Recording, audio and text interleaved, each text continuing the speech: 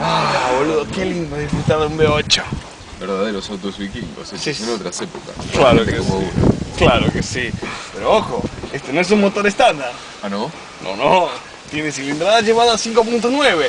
Y no solo eso, Mike. Tiene múltiple de admisión Edelbrock, carburador Quadrajet y otras maldades. ¿Otras maldades? Claro que sí. Good old goodies. Claro que sí. Oh, es bello, yeah. es bello. Guarda la rotonda.